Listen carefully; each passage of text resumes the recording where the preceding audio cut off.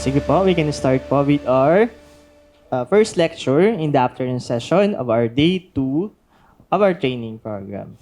Okay, so sa lecture 7, we'll tackle about the integration naman. So previously, we have already defined Earth observation and we already defined GIS. So how do we integrate them together for better product generation?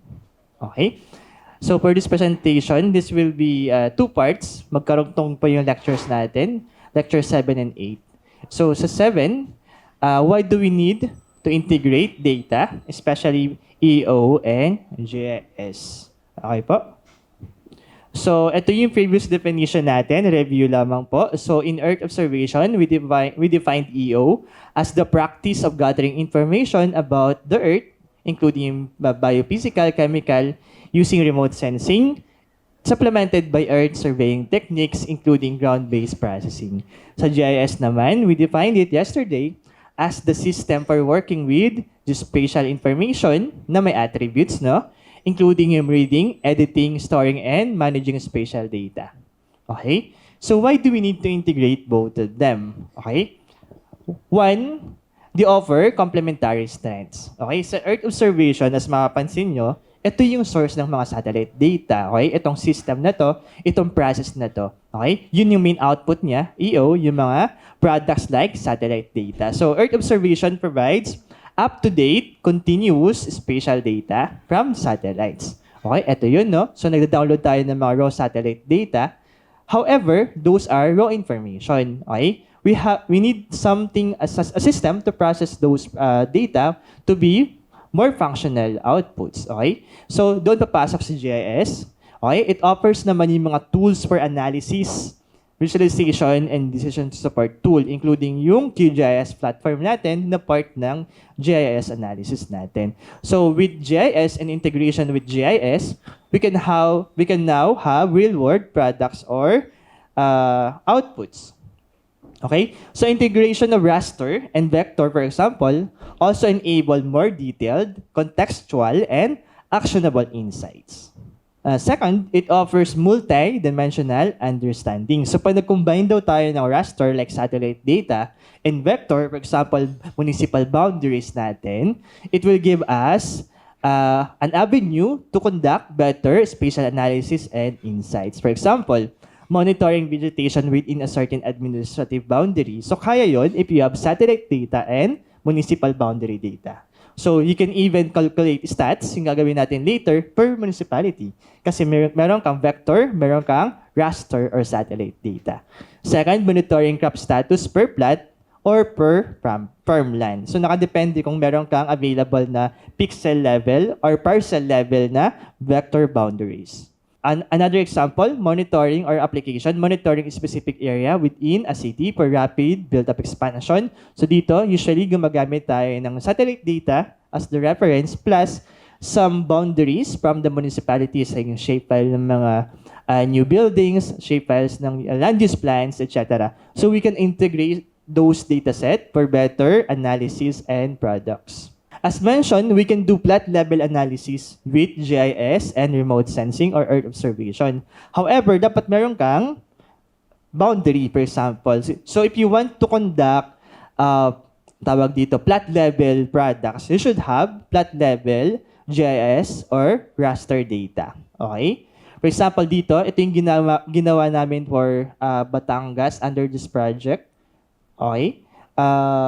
Dito, minapa namin yung mga burn canes sa Batangas. So since we already have this particular boundary of sugarcane parcels, okay, nakapag-conduct kami ng collation or statistics na doon yung level. So find yung level, parcel level mismo. So for example, if owner ka ng isang farmland, alam mo yung region mo if pwede na siya i-harvest or pwede na or nasunog na siya, etc. or other observation na pwedeng makonduct. Another, this one naman is yield estimated for Mill District in Tolong. So again, if you have parcel level, you can conduct any parcel level analysis with remote sensing. For example, dito we use Landsat kasi ano pa siya 2017. So using Landsat input nakapag-derive kami ng modeling model-derived na products on yield estimates. So from raster satellite, naging pixel level yung products namin. Parcel level, I mean. Okay? Third, it can support evidence-based planning. Okay? For example, identifying legal encroachment using satellite data. Tapos, ipapasok mo naman dyan yung mga boundary mo. So with your boundary, malalaman mo na may encroachment na nangyari kasi guided ka with your vector data on your respective boundary. So it can support evidence-based planning. Okay? Fifth one, we can also automate or scale the analysis after integration. Fifth one, it can bridge remote sensing or Earth observation with real-world use. So sa EO data, it will provide, mostly, it provides environmental variables, no? So yun yung madederive natin ng vegetation. Kanina, we derive it from Sentinel-2 data. So environmental variables yun, like chlorophyll A, etc. Meanwhile, si GIS naman can provide yung mga usual na spatial tools for zoning, land use plan, decision support tools, etc. So ito yung sample ng study namin with FAO and UP, MERP. So in this particular site, okay, sa Pagbilao Bay, Quezon, so meron na silang aquaculture pero wala pa silang specific na mariculture. So ito po yung landmass, no? Ito yung water yan. Okay, yung orange. Okay? So wala pa silang mariculture and they want to know if saan yung potential or suitable site for mariculture. Okay? So hindi siya basta-basta pipili ka ng random areas to build your mariculture. So they coordinated, of course, with FAO and UP para mag-conduct ng study. So we need to study and model itong particular site if saan yung best site for that one. Okay? So for this analysis and modeling, suitability and mapping na siya, example of suitability mapping, we use different types of inputs. Yung Earth observation namin, ito yung mga satellite-derived na water parameters, bathymetry data, kaya yan sa satellite data, land cover, kaya satellite data.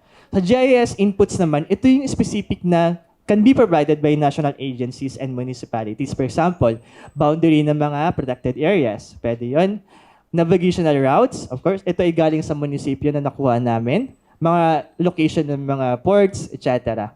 So we combine this Earth observation derived and GIS data as an input to our model. And after some modeling, nakita namin yung mga orange areas, yan yung low viability for mariculture. Yung mga purple naman, yung highly viable sa mariculture, which is itong nasa gitna, malayo doon sa mga seagrass and mangroves.